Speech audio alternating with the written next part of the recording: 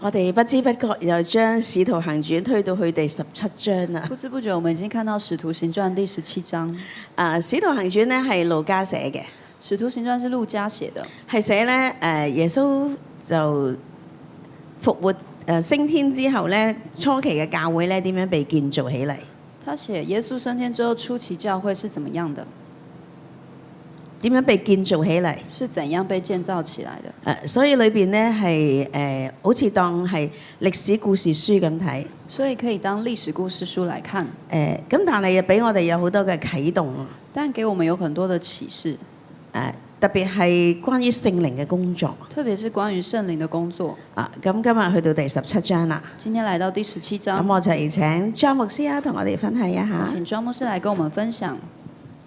好，咁咧，咁今日第17章咧，咁提到有兩個唔同城嘅人。今天看到17章有看到兩個不同的人。咁咧，第一個咧就係帖撒羅尼迦嘅人啦。第一個就是帖撒羅尼迦的人。咁喺第4節咧，佢哋話：他們中間有些聽了勸就服從咗保羅同西拉。第4節，他們中間有些人聽了勸就服從保羅和西拉。咁咧，但係咧去到呢一個比利亞第11節咧，11、12節。但是到了第11節比利亞的時候，佢講到呢個話，嗰度啲人咧係言於帖撒羅尼迦嘅人啊，甘心領受這道，天天查考聖經，要曉得這道是不是。他說這地方的人咸於帖撒羅尼迦的人，甘心領受這道，天天考察聖經，要曉得這道是與不是。咁其實咧一個地方嘅人咧，其實佢哋咧都真係淨係服從嘅啫。聽咗之後咧就服從呢個嘅保羅西拉嚇。那這地方人聽嘅就是服從保羅西拉的人。咁但係咧比利亞嘅人咧就佢哋就講到咧佢哋甘心領受這道。但是比利亞的人，他們是甘心領受這道，並且咧天天查考聖經，要曉得這道是不是。並且天天查考聖經，要曉得這道是與不是。我諗其實咧呢個都好緊要嘅。咁其實本身嚟講，我哋領受神嘅道咧好緊要有兩方面咯。我覺得領受神嘅道都很重要的。咁一方面咧需要甘心領受啊。但是要甘心領受。就好似咧真係主崇嘅信息咁樣一個需要去真係即係一啲好啲種子要喺心田裏邊需要去領受。就好像主從的道，你要在心田裡面能夠聽進去。咁但係嚟講咧仲有咧，我哋需要咧真係去經過我哋嘅思考。還要經過我們的思考。真係經過我哋嘅頭腦。經過我們的頭腦。天天去查考。天天的查考，去真係去反覆去思想，去進入神嘅道啊！我們要反覆的思想進入神的道。咁我自己覺得咧，即係以前嘅教會本身嚟講咧，都冇神土啊。我以前嘅教會都沒有神道。咁但係嚟講咧，就好着重咧，信徒咧真係每日靈修啊，自己讀聖經。這個就很看重會眾是不是自己可以靈修？咁其實咧自己讀聖經同埋聽神道有啲咩分別咧？咁樣。那自己讀聖經跟聽神道有什麼分別呢？咁自己其實本身嚟講，聖經咧係真係神係寫俾每一個信徒自己讀嘅。那聖經真的是寫給每一個會眾自己讀的。咁應該本身嚟講咧，每一個會眾咧，其實都需要去自己去真係食靈糧啊，去即係去領受神嘅道。那每一個會眾其實都要可以自己有吃靈糧的這個能力。咁所以其實咧，我會覺得其實即係我哋以前當時嘅信徒咧，因為佢能夠可以自己去真係經過思考，經過自己領受嘅時候，其實生命都好強壯。那以前的使徒呢，他們真的會經過咀嚼啦，吃這些靈糧，然後他們就真的都很強壯。咁但係今日咧，我哋真係每天嘅咁樣去呢個聽神道好唔好咧，都係十分之好嘅。那我們這樣每天聽神道好不好？是十分之好的。咁但係咧，我都會覺得我哋真係需要咧，加上我哋自己咧，真係除咗去領受之外咧，我哋亦都知佢需要自己去真係主動去讀聖經，去查考聖經，以至能夠深入咁去認識神嘅説話。太長。咁我哋都需要其實自己咧去真係查考聖經，我們都需要自己來查考聖經，以至深入咁樣認識神嘅説話。然後真的來認識神的說話。咁所以嚟講呢一個就唔係被動啦，我哋就係主動啦，係好唔同嘅。這個就不是被動，主動，真的很不同。咁願意我哋自己每一個弟兄姊妹都能夠真係能夠可以更深，即係自己係主動去讀聖經。我們真的很希望弟兄姊妹可以自己來主動讀聖經。好，我哋多謝莊牧師嘅分享。我們謝謝莊牧師的分享。我都好同意啊！我都很同意。以前我信耶穌嘅年日啦，我以前信耶穌的年日，我都係自己讀聖經嘅。我都是自己讀聖經。我都覺得自己讀聖經喺中間嗰個嘅領受呢，我都是在自己讀聖經中間的那個領受。跟神嘅關係呢，其實好甜美嘅。跟神的關係其實是很甜美的。即係睇到邊就祈禱去到邊。就看到哪裡，然後就禱告到哪裡。好似咧，耶穌就喺你面前咁樣。好像耶穌常常在你面前一樣。即係亦都堅固咗我嘅信仰嘅。那也堅固了我的信仰。但係我又覺得而家嘅年代咧。那我覺得現在這個年代呢？其實嗰個嘅電子嘅世代啊。這個電子的世代。衝擊住整個潮流。衝擊了整個潮流。其實真係能夠自己讀聖經嘅信徒咧，真係唔多嘅。能夠自己讀聖經嘅信徒真的不多。特別係啱啱信主嘅人，特別是剛剛信主嘅人，佢哋要好快咧，就要喺聖經裏邊咧攞到自己能夠得着嘅益處。他們要很快能夠在聖經裡面拿到自己的益處。所以佢哋有時即係睇幾睇又唔明咧，又更加唔想讀。所以有時候他們看到不明白，也就會不想讀。所以我哋都面對一個新嘅世代嘅衝擊啊！所以我們都面對一個新嘅世代嘅衝擊。甚至乎我哋牧養都係嘅。甚至我們牧養都是。即係你叫啲組員讀聖經，推動，不斷地推，不斷地推，讓大家喺神嘅話語裏邊咧得着餵養。讓神的話語，讓大家在神的話語裡面得着餵養。呢個亦都係聖靈咧喺奇妙嘅動工。這也是聖靈在奇妙的動工。咁我哋今日去到講返第17章啦。那我們今天講到第17章。幾天呢，保羅咧喺個傳福音嘅過程裏邊呢，在保羅傳福音嘅過程裡面，不斷咧面對好多嘅逼迫，不斷面對很多嘅逼迫。咁但係咧，其實由上個禮拜開始啦，上個禮拜開始已經喺見到咧聖靈點樣引導，已經看到聖靈如何的引導。喺逼迫當中咧，在逼迫當中，其實咧福音咧就傳遍啦。其實福音就傳遍了，而且咧一間一間嘅教會，而且一間一間嘅教會被建立起嚟，被建立起來。所以雖然係有逼迫，雖然有逼迫，我哋只可以講咧係出於神嘅。我們只能說是出於神。即係好似耶穌喺地上，好像耶穌在地上，佢都係被聖靈咧去驅使佢咧去到曠野咧接受試探。他被聖靈驅動到曠野來受試探。有時我哋對於聖靈嘅工作咧，有時候我們對於聖靈的工作都係偏向於咧好美化咗佢嘅，都是很偏向美化咗佢啊！美化了他。聖靈充滿讓你好嗨啦！哇，聖靈充滿好像很嗨啊！聖靈啟示咧好有亮光啦！聖靈啟示好像很有亮光。其實聖靈會引導我哋去到曠野㗎。其實聖靈會引導我們去到曠野，讓我哋咧去結出生命嘅果子，讓我們能夠結出生命的果子。我哋睇《使徒行傳》呢，我們來看《使徒行傳》。我再講咧係路加寫嘅。我再說一次，是路加寫的。咁路加咧喺第《使徒行傳》第16章咧。路加呢，在使徒行傳第16章，其實就係加入咗呢個團隊啦。其實就加入了這個團隊，所以咧又出現我們呢個字眼啦。所以又出現這個我們的字眼。咁去到使徒行傳第20章咧，那去到使徒行傳第20章，又去翻咧我們啦。又去到了我們。所以路加咧係佢喺呢一個歷程嘅裏邊咧，所以路加在這個歷程裡面，佢有時係全程嘅跟埋一齊嘅。他有時候是全程的跟着，但係有時咧佢又只不過係做一個好似旁觀者咁樣寫使徒行傳。有的時候他又好像旁觀者一樣寫這個使徒行傳。咁我哋都知道大部分其實使徒行傳嘅主角咧，都主要係講保羅嘅經歷。我們知道使徒行傳的主角大部分都是講保羅的經歷。所以我哋讀使徒行傳嘅時候咧，所以我們讀使徒行傳嘅時候，我哋又要諗多一啲。我們要想多一點。保羅當時嘅心路歷程係點咧？保羅的心路歷程當時是如何呢？佢嘅生命透過呢啲嘅事情咧，他的生命透過這些事情呢，又結到咩果子咧？又結出了什麼果子呢？咁呢個就要同咧佢嘅書信咧連結起嚟啦。這個就要跟他的書信連結起來。好似佢喺上個禮拜咁樣，好像上個禮拜一樣，佢被逼迫到咧俾人哋打，好似打死咗。他被人家逼迫到好像要被打死了一樣，都幾乎要拖走佢噶啦。甚至要被拖走。咁佢又死裏復活喎。但他又死裡復活。呢啲咁震撼嘅經歷，這些這麼震撼的經歷，佢嘅心路歷程係乜嘢呢？他的心路歷程是什麼呢？我哋就要進入佢嘅書信咯。我們就要進入他的書信。咁保羅第一個書信咧寫嘅咧係加拉太書。保羅寫的第一個書信是加拉太書。喺加拉太書裏邊咧，我哋就可以觸摸到。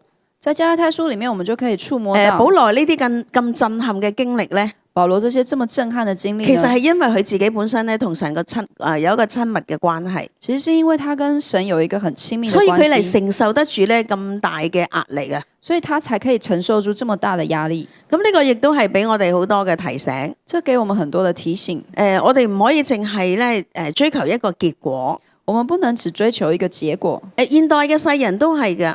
現代的人都是快得到結果，快可以得到結果。然之後咧仲要係好嘅結果，然後還要是好的結果。其實聖經嘅價值觀同世界真係唔一樣。其實聖經的價值觀跟世界真的很不同。如果我哋想有好嘅結果，如果我們要有好的結果，我哋快啲信咗耶穌被接升咗天就最好啊！我們就快點信耶穌，然後被接回天家是最好的。咁但係喺地上原來好多嘅經歷咧。可是其實在地上有很多的經歷呢，看似係有艱難嘅，看似有艱難，其實就讓我哋結到生命嘅果子，但其實是讓我們能結出生命的果子，聖靈嘅果子，聖靈的果子。加拉太書裏邊就係講結到聖靈嘅果子。加拉太書裡面就是講到結出聖靈的果子。所以保羅佢嘅剛強啦，所以保羅的剛強，佢嘅能夠常常被聖靈引導啦，他能夠常常被聖靈引導，甚至無佢行出嘅神蹟奇事啦，甚至他行出的神蹟奇事裏邊咧都係因為佢同神嘅關係，裡面都是因為他跟神的關係，佢嘅價值觀咧徹底嘅被更新，他的價值觀徹底被更新。所以我哋今日有時讀聖經咧，所以有時候我們今天讀聖經就唔可以淨係讀見到嗰個書嘅內容嘅。我們不單只看到書的內容，要整合咧成個聖經裏邊咧呢度想講乜嘢？要整合整個聖經裡面想要講些什麼。咁呢個就係需要豐富嘅經驗啦，這個就需要豐富的經驗，同埋勤讀啦，還有同埋查考啦，還有查考。好，咁我哋今日睇今日嘅內容啦。我們來看今天的內容。我將佢分咗做3個小標題嘅。我將它分成3個小標。第一咧就係佢哋向呢個帖撒羅尼迦呢個城市傳福音。第一個就是他對帖撒羅尼迦這個城市來傳福音。咁第1至9節咧，那1到9節就講到咧佢先得着上層嘅人，就先講到他得着上層嘅人。咁第2個小標咧，第2個小標呢，就係10至到第15節，就是第10到第15節。就另外一個城市咧就係比利亞啦，就是另外一個城市是比利亞。比利亞嗰度咧就話到呢一啲人咧，比利亞就說到這些人呢，比帖撒羅尼迦嘅人咧。比帖撒羅尼迦的人呢？聖經用咗一個賢於，即係更加賢。聖經用了賢於這個賢字。咁我哋就知道呢個賢呢個原文嘅意思咧。我們知道賢這個原文嘅意思就係有涵養啦，同埋尊貴嘅。就是有賢讓尊貴。呢度係講佢哋就係甘心領受這道。然後就甘心領受這道。所以我俾第10至15節咧係人心柔軟咧就更渴慕。所以我給10到15節是人心柔軟更渴慕。咁第3個城市咧，第3個城市呢，就係講保羅咧，又係繼續被逼迫咧，就去到雅典啦。然後就說到保羅繼續的被逼迫，就來到了雅典。咁去到雅典嘅時候，當時其實佢係落單嘅。當時他去了雅典是落單的。佢只係得一個人嘅啫。只有一個人。因為其他人都幫佢擋住啲仇敵。因為其他人都幫他擋住了仇敵。而呢個亦都係經文裏邊咧，今日嘅篇幅最長嘅。這也是今天經文裡面篇幅最長。16至34節。16到34節。其實講到佢當時佢嘅內心咧係焦急嘅。其實講到他的內心是很焦急的。佢係好想咧將個福音咧傳到去雅典。他很想要把福音傳到雅典。但係雅典佢係一個咧偶像林立嘅城市。但是雅典是一個偶像的城市。偶像林立嘅城市，偶像林立嘅城市，即係好多好多偶像啊！就是很多的偶像，所以其實代表嗰個爭戰係好大啊！就表示這個征戰是很大。咁佢卻喺呢個時候佢得一個人喎，但這個時候他只有一個人。所以其實佢係乏力嘅。所以其實他是沒有力的。佢乏力當中咧，佢都仍然緊緊嘅捉住聖靈。他乏力的當中仍然抓住聖靈。佢都去講到咧呢一個嘅福音。他也能夠講到這個福音。所以神都恩待佢。所以神都恩待亦他，都俾佢咧有一啲嘅都係上層嘅人咧信咗主嘅。都也讓上層的人可以信主。好，咁我哋就今日可以先睇一睇個圖先，我們先來看一個圖，因為呢3個城市究竟喺咩地方呢？這3個城市究竟在什麼地方呢？咁因為佢哋已經去到歐洲宣教啦。那他們已經去到了歐洲宣教。呢度咧就喺腓立比裏邊咧就係講到路加咧就加入佢哋啦。這裡就講到腓立比路加已經加入他們。咁就有提摩太同埋西拉啦。然後再來有提摩太跟西拉。咁保羅同西拉咧喺呢度就喺腓立比嗰度就係被因為被屬靈爭戰咧，讓佢哋咧要坐牢啦。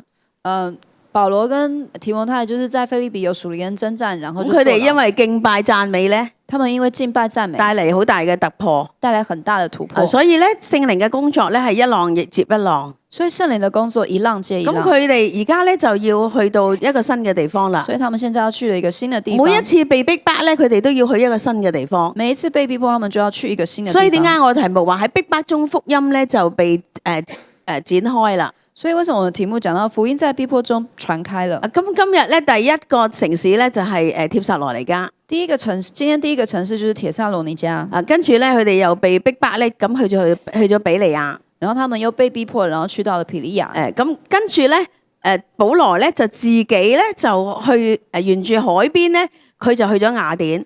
然後保羅呢去沿着海邊走到了雅典。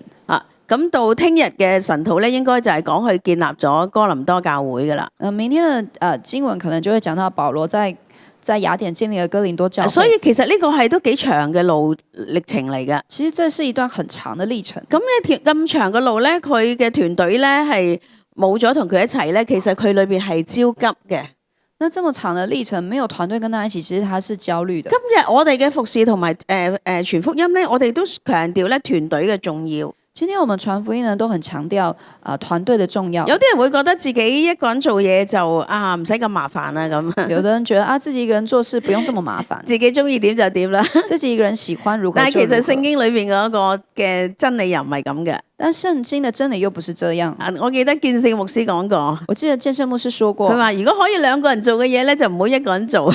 如果可以2個人做的事情，就不要一個人做。如果可以3個人做嘅嘢咧，就唔好2個人做。可以3個人做的事情，就不要2個人做。其實都係鼓吹嗰個團隊帶嚟嘅力量。其實都是在鼓吹團隊帶來的力量。因為團隊咧有另外一個困難咧，就係要合一。因為團隊有另外一個困難，就是要合一。如果你可以超越咧嗰個嘅各自有主權咧，能夠願意如果你願意喺個團隊裏邊嘅合一咧，如果你願意在團隊裡面合一，其實嗰個合一嘅恩膏帶嚟咧，聖靈嘅工作更加強嘅。其實，在團隊裡面的合一，可以更加的帶下聖靈的能力。咁所以咧，我今日就係分咗呢3點啦。所以我今天就分了這3點。咁我哋進入經文睇下啦。那我們進入經文來看。咁第一節咧就講到保羅同埋西拉咧係要經過暗非波利啦、亞波羅尼亞呢嚟到帖撒羅尼迦。那第一節說到保羅和西拉經過了暗非波利、亞波利亞，來到了帖撒羅尼迦。咁呢度咧就有猶太人嘅會堂，然後那裡有猶太人的會堂。我哋見到保羅嘅習慣都係咁嘅。我們看到保羅的習慣都是這樣。今日嘅經文講到3個城市咧，聖經裡面講到3個城市呢。今日我哋要講3個城市咧。我們今天要拿到這3個城市呢？其實頭嗰2個城市咧，都係佢先去猶太人嘅會堂嘅。頭2個城市呢，他都先進入了猶太人的會堂。都有一個好好嘅果效嘅。都有一個很好的果效。咁亦都係代表我哋傳福音咧。也代表我們傳福音呢。我哋係要先咧接觸一啲我哋能夠熟悉嘅話題嘅人㗎。我們都要先接觸一些熟悉一些話語的人。咁因為保羅自己本身係猶太教出身㗎嘛。保羅自己本身是猶太教出身的，所以佢就要去佢熟悉嘅地方啦。那他就去了他熟悉的地方。咁去嗰度佢就傳福音啦。他就在那裡傳福音。佢哋第2節咧話咧，保羅咧照佢素常嘅規矩咧進去。第2節保羅照他素常的規矩進去。一連3個安息日。一連3個安息日。本着聖經咧同佢哋辯論。本着聖經與他們辯論。一連3個安息日咧，即係指3個星期啦。一連3個安息日就是指3個星期。咁但係其實佢唔喺嗰度，淨係得3個星期嘅。那他其實不是在那裡只有3個星期。只不過話咧呢一次佢嘅辯論咧，只是說到這一次的辯論，就係連續3個星期咧都係去講呢個題目，就是連這3個星期都是講這個題目。就講到咧基督咧必須受害從死裏復活。題目呢就是講到基督必須受害從死裏復活。咁當然聽嘅對象咧有猶太教嘅人啦。那聽的對象當然有猶太教的人。亦都有第4節講嘅咧就係敬虔嘅希臘人咧同埋尊貴嘅婦女。那還有第4節講到了敬虔的希臘人和尊貴的婦女。因為當時嘅猶太教咧其實都有外邦人咧已經係接受咗。因為當時嘅猶太教已經有外邦人來接受了。特別係咧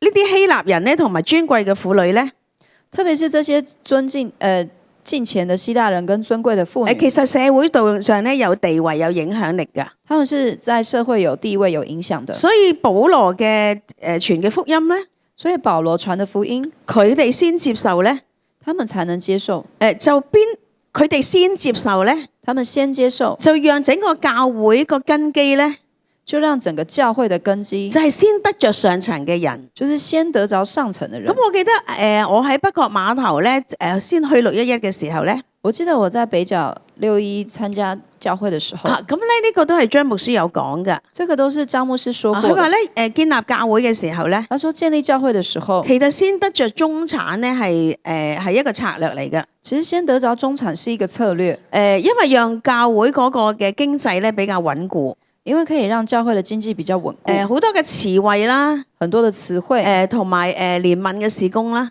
憐憫的事工，都需要咧先有中產嘅人咧係信主嘅，都需要有中產的人先信主。咁我哋睇見咧《使徒行傳》都係咁樣。我們看到《使徒行傳》也是這樣。咁當然呢個就係我覺得係神恩典咧量俾教會嘅。那我覺得這個是神的恩典量給教會。即係我哋唔可以話，哎呀你有錢啊，你先信耶穌啦咁樣。我們當然不可以說啊，你有錢你就先來信耶穌。呢個係我哋安排唔到嘅。這個是我們安排不到的。但係聖靈咧會咁樣帶領嘅。但聖靈會這樣帶領。不過當時嘅猶太人咧就因為嫉妒嘅緣故咧，但當時的猶太人因為嫉妒的緣故，又再去攻擊保羅啦，又去攻擊保羅。就去本來佢哋喺一個爺孫嘅屋企。本來他們在爺孫的家。爺孫咧可能就係當時管會堂嘅人啦。爺孫可能就是當時管會堂的人。就即係接納咗保羅西拉地啦。就接待了保羅西拉。但係咧佢哋就去佢屋企咧就即係去啲市井匪類啊。但這些市井匪類就去到了爺孫的家。係啦，就去搞亂檔啦。就亂搞。讓佢哋咧又受逼迫啦。讓他們受了逼迫。所以當時咧佢哋嘅爭戰咧。當時他們的征戰，一波咧就係猶太人自己本身嘅信仰，一波就是猶太人自己佢已經信了信仰。喺排擠咧耶穌咧係彌賽亞復活嘅主，他們排斥耶穌是基督是彌賽亞，係一個復活嘅主，是一個復活的主。佢哋唔可以接受耶穌咧已經復活，他們不能接受耶穌已經復活。咁另外咧就係個政治啦，另外一個就是政治，因為當時仲於係羅馬政府噶嘛，因為當時還是羅馬政府，咁佢哋成日就係誣告保羅哋，他們常常就誣告保羅，話佢咧係去違背咧凱撒嘅命令，他們就常說保羅違背違背凱撒嘅命令。第7節違背凱撒的命令。咁即係你即係去反政府啦。那就是說你反政府。咁所以咧當然又有逼迫啦。那當然就是逼迫。咁我哋睇見咧，其實呢啲嘅逼迫咧都係今日咧我哋容易會遇到嘅。那這些逼迫我們到今天都容易遇見。舊嘅信仰咧會逼迫新嘅信仰，舊的信仰會逼迫新的信仰，或者係聖靈嘅工作，就是聖靈的工作。聖靈嘅浪潮係不斷往前行嘅。聖靈的浪潮是不斷的往前行。咁可能咧聖靈起咗第3波啦。聖靈可能起了第3波。咁第2波嘅人咧又可能仲係停留喺度。那第2波的人可能還停留在那裡，將會逼迫咧聖靈第3波嘅人，就會逼迫第3波聖靈。咁所以其實屬靈嘅爭戰咧係不間斷嘅。所以屬靈嘅爭戰是不減少的。但係每一個嘅爭戰咧，但每一個爭戰呢，其實都係針對呢一啲嘅事情咧，我哋要突破嘅。都是針對一些事情，我們需要突破。我哋真係安心咧，將自己交俾主。我們就安心的把自己交給神。咁政治都係一個原因啦。這都是一個原因。咁好在，亦都有啲人咧，好似因為政治嘅原因，佢哋會移民啦。很多人都因為政治嘅原因可能移民，亦都可能因為咁咧，福音又傳咗去第度。那可能就是因為這樣，然後福音傳了到第二個地方，都係可能會讓生命咧更加寬廣嘅。都可能讓生命更加的寬廣。咁我哋美如媽媽都係啦。我妙媽媽也是。咁所以又去咗澳洲啦。就是去了澳洲。咁神咧又帶翻佢翻嚟啦。神又帶他回來。即係其實讓我哋嘅生命嘅經歷咧係寬廣嘅。就是讓我們的生命是更加的寬廣。即係跟隨聖靈就係一個咁樣嘅生命。跟隨聖靈就是這樣的一個生命。知道聖靈咧真係有深有廣。真的知道聖靈是又深又廣。我哋要係信任咧神喺我哋生命裏邊嘅每一個帶領。我們真的要信任神在我們生命裏面的每一個帶領。咁所以前面1至9節咧，到佢哋咧就建立咗帖撒羅尼迦教會啦。所以前面的1到9節就是他們建立了帖撒羅尼迦教會。咁如果我哋再睇翻帖撒羅尼迦嘅書信咧，如果我們再看到帖撒羅尼迦的書信，我哋又明白咧當時發生咗咩事，我們就更明白當時發生了什麼事。使徒行傳咧可以相應翻睇翻保羅嘅書信咧，都好有深度噶。使徒行傳如果再看回這些書信是很有深度的。讓我哋明白當時嘅處境更加清楚，是可以讓我們更加明白當時的處境。咁跟住10至15節咧講到比羅亞啦。那講第10到第15節講到庇利亞，佢哋喺比羅亞嗰度傳福音啦。他們在庇利亞那裡傳福音。同樣咧，保羅同埋西拉咧都係先去猶太人嘅會堂噶。同樣，保羅和西拉也是先進入了猶太人的會堂。咁呢一次咧，神量俾佢哋咩人呢？那這一次神量給他們什麼人呢？就係人心柔軟嘅人啊，就是人心柔軟的人。第11節咧就形容佢哋。這第11節就形容他們。這地方的人賢於帖撒羅尼迦的人。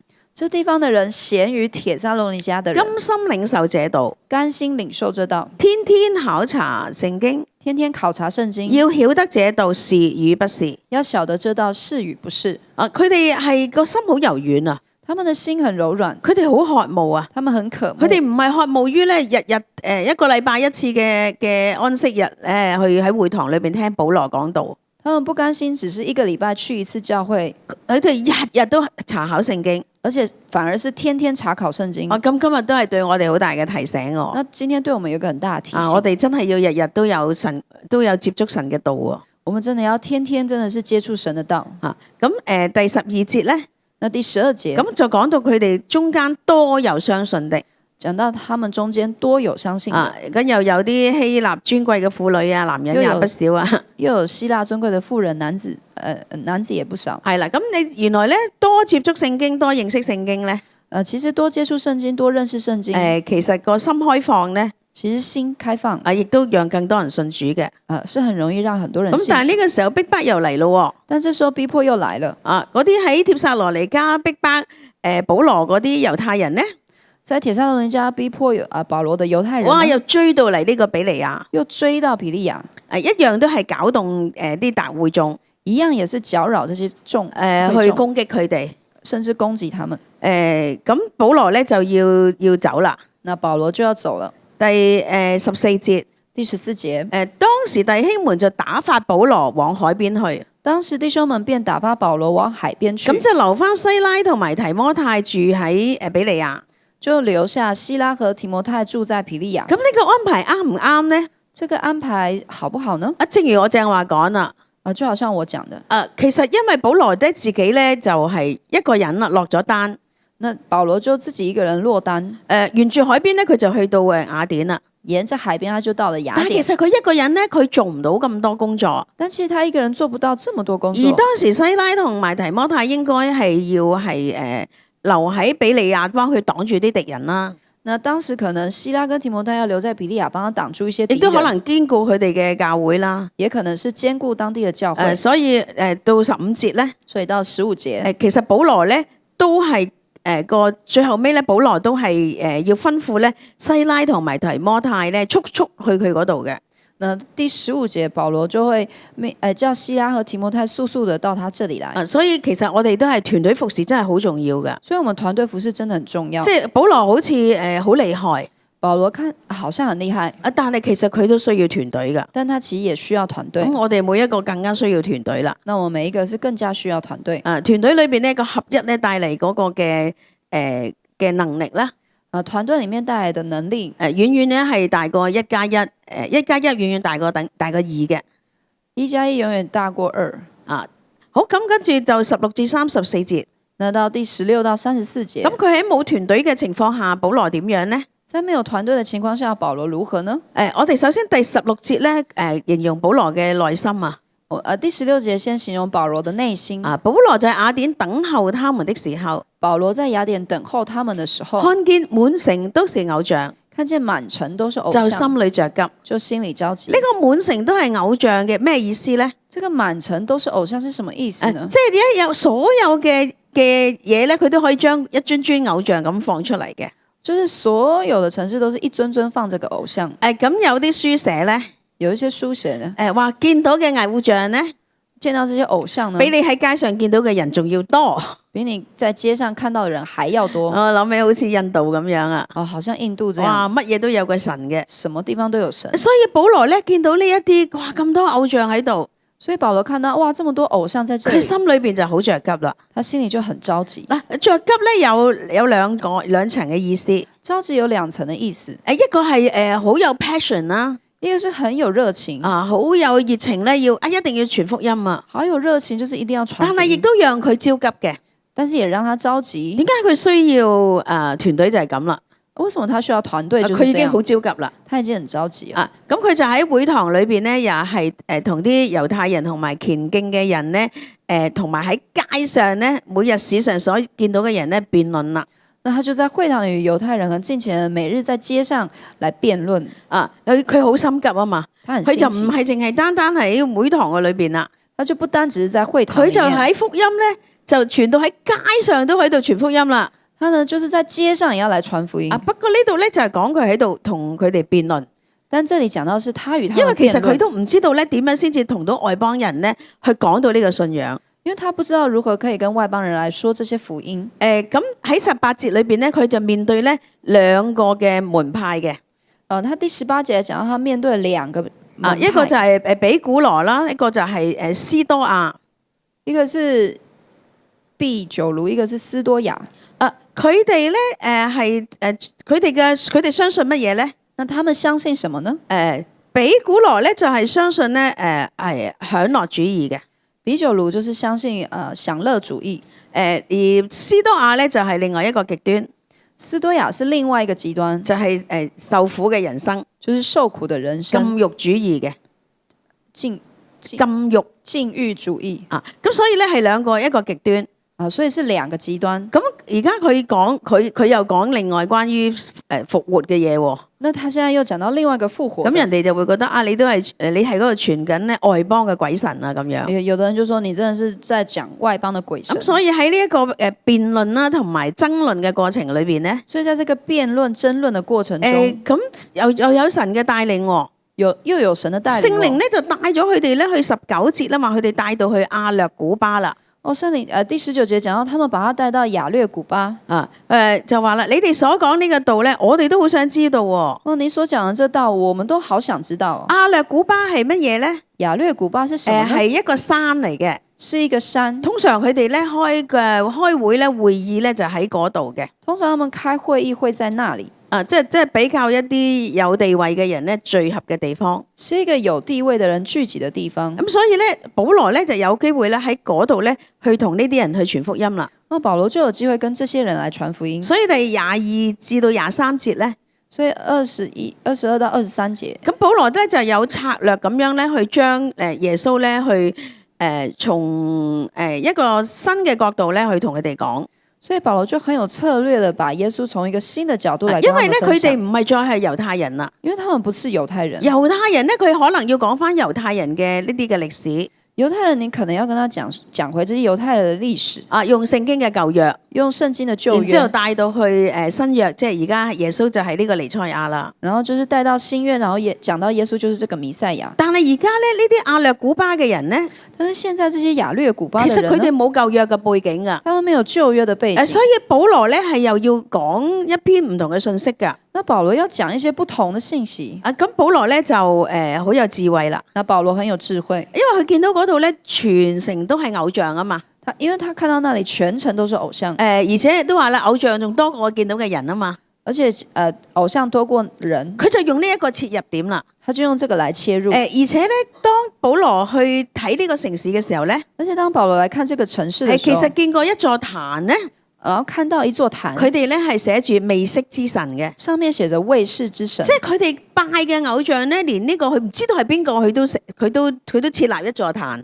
就是你不認識這個神，然後你還為他拜了一個咁所以咧，我哋當然就會話：哎呀，真係迷信到咁樣啊！咁，我們當然就說你怎麼會信成這樣呢？但係咧，保羅俾我教我哋喎。但保羅教我們，佢點樣去傳福音呢？他怎樣傳福音？呢個就係佢嘅切入點啦。這個就是他的切入點。佢就形容佢哋係凡事咧係好敬畏鬼神，就是講到他們凡事都很敬畏鬼神。呢個亦都係我哋傳福音嘅一個嘅策略嚟嘅。這個也是我們傳福音的一個策略。一方面咧，我哋要去講一啲嘅話題咧，係同佢哋咧係相關嘅。一方面，我們要講一些話題跟他們相關的，讓佢知道你講嘅嘢咧係同佢有關聯嘅。讓他們知道你講的是有關聯的。另外咧，其實就係喺個福音對象嘅認知嘅內容裏邊咧，我哋一定要係肯定佢哋嘅。但是在他們的這些知識裡面，我們是要來肯定他們的。係啦，呢個係一個傳福音，咁樣人哋先聽你講嘢㗎。這個就是傳福音，這樣人家才會聽。如果你一開始就話，你哋咁迷信啊，呢啲偶像全部都唔得㗎，唔得㗎咁樣。如果你一開始就講，這些都迷信啊，這些偶像不行不行呢？咁人哋根本唔會再嗰個耳仔就會閂埋㗎啦。那人的耳朵就會關起來。咁保羅就係俾咗一個嘅榜樣俾我哋。那保羅就給了我們一個榜樣。所以佢用一個話佢哋係好敬畏鬼神咧，打開個話匣子。那保羅用敬畏鬼神來打開一個話匣子。咁跟住24至26節咧，那24到26節呢，就講出咧，其實真神係邊個啦？那其實他就講到真神是如何。真神咧就係創造萬物嘅主宰。真神就是創造萬物的主宰。咁就將佢一個新嘅意念咧放喺佢哋嘅裏邊，然後就把一個新的意念放在他們的裡面，讓佢哋去認知。讓他們來認知。咁跟住到去27、28節咧，然後到了27、28節呢，就話咧，其實神咧係要嚟尋求緊佢哋嘅。其實神是要來尋找他們，要叫他們尋求神，要叫他們尋求神。咁呢個都我覺得都好有亮光嘅喎。我覺得都很有亮光。我哋傳福音嘅時候咧，我哋唔淨係話我哋需要去認識呢個神。我們傳福音嘅時候，不是只是說你來認識這個神。保羅話咧，神造萬物咧。保羅說神造萬物係要叫咧人咧去尋求神，是要叫人來尋求神。咁然之後咧，第28節都好出名嘅。然後28節都很出名。我哋生活動作存留都在乎他。我們生活動作存留都在乎他。所以呢一位神咧同我哋嘅生活咧係息息相關嘅。所以這個神跟我們的生活是息息相關的。咁跟住保羅再繼續同呢一啲尊貴嘅人講咩咧？那保羅繼續跟這些尊貴人說什麼呢？佢就好勇敢啦。那他很勇敢。佢就講話：我哋拜錯神咧，其實要悔改嘅。他說：我們拜了神，其實是要悔改的。呢啲我哋唔好將神嘅神性咧變為啲手藝啊、心思啊所雕刻嘅金銀石。他說：我們的心思呢，不應該放在這些雕刻的金銀石。係啦，所以第29節咧，佢先指出佢哋嘅錯誤。所以到了29節，他才指出咁我哋睇見佢嘅全傳福音嗰個鋪排啊，你看見他傳福音的鋪排先肯定佢哋嘅熱心，先肯定他們的熱心，佢哋係敬畏神嘅，他們是敬畏神，然之後再解釋到真神係點樣，然後再解釋到真神是如何，再講咧而家神都喺度尋求緊你哋，然後再講到神到如今都尋求他們。咁我哋如果拜錯咧，我哋就要悔改啦。然後再講到如果我們拜錯了就要悔改。所以第30節真係咁講啦。所以第30節是這樣說，各處嘅人都要悔改啦。各處人都要悔改。咁到個結尾咧就係31節。那到結尾就是31節，即係耶穌已經從死裏復活啦。然後就是講到耶穌已經從死裏復活，將會咧係去以後咧都會有一個公義嘅審判嘅。然後以後都會有一個公義嘅審判。咁呢幾節嘅經文咧，即係俾我哋一個嘅榜樣咧，點樣向人咧去講我哋嘅信仰。那這幾節經文真係給我們一個榜樣，知道如何來跟人傳福音。我自己都會中意咁樣嘅，我自己都喜歡這樣。中間咧加插咧自己嘅經歷啦，中間加入自己的經歷。譬如神嘅係同我哋息息相關嘅。譬如說神跟我們是息息相關的。生活動作存留都在乎他，你可以講自己嘅經歷啦。生活動作存留都在乎他，你可以講自己的經歷。點樣經歷神嘅信實啦？你怎樣經歷神的真實？咁亦都亦都講下自己有啲咩嘢錯，我哋要悔改啦。那也可以講到我們如何的錯，然後如何的悔改。咁亦都講到自己生活嘅盼望啦，因為相信神將來會審判我哋啦。然後我們都講到將來神的審判，我們都所以要悔改。呢一個嘅呢一個鋪排咧，都值得我哋學習嘅。這個鋪排都值得我們來學習。而真係咁樣呢，啲人就聽得明啦。那真的這樣子，人就願意聽我。雖然呢，有啲人都係會譏誚佢哋嘅，雖然有人譏笑他們，但係呢，第34節呢，但是第34節，佢哋阿保羅咁樣傳福音個結論呢，又係得到一啲咧上層嘅人喎。就是講到保羅這樣傳福音，也得着了幾個上層的人。第34節話，但有幾個人呢貼近他。34節講到，但有幾個人貼近他，信了主，信了主。其中有亞略古巴嘅官丟尼修，其中有亞略古巴的官丟尼修，並一個婦人，並一個婦人，名叫大馬利，名叫大馬利。仲有其他人，還有別人。所以保羅呢一個嘅鋪排嘅講章呢，保羅這個鋪排的講章呢，係真係讓有人咧開竅嘅，真的是可以讓人信主的。開竅啊！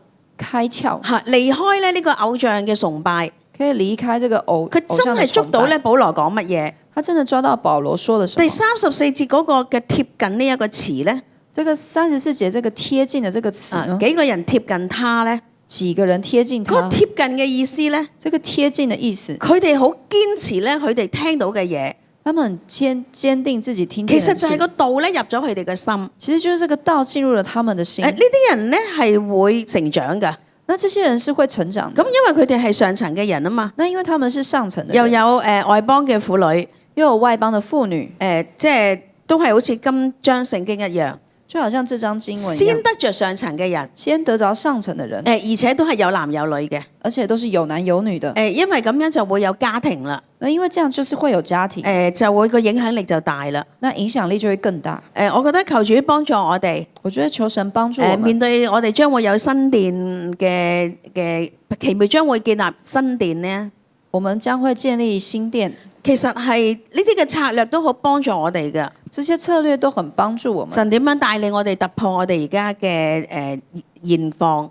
神幫助我們面對如何的延宕。去咗尖東之後咧，又係一個新嘅開始。去到了尖東是一個新的開始。我哋同樣都係要得着咧上層嘅人。我們都要得着上層的人。讓佢哋嘅信心得着堅固。讓他們的信心得着堅固。我哋相信咧，我哋會有一個更大嘅突破。我們相信我們會有更大的突破。因為使徒行傳就係咁樣將福音傳開去。因為使徒行傳就是這樣將福音傳開來。今日神都會俾呢份我哋。因為神也會將這份給我們。阿們，阿們。好，我哋一齊敬拜主。我們一起敬拜神。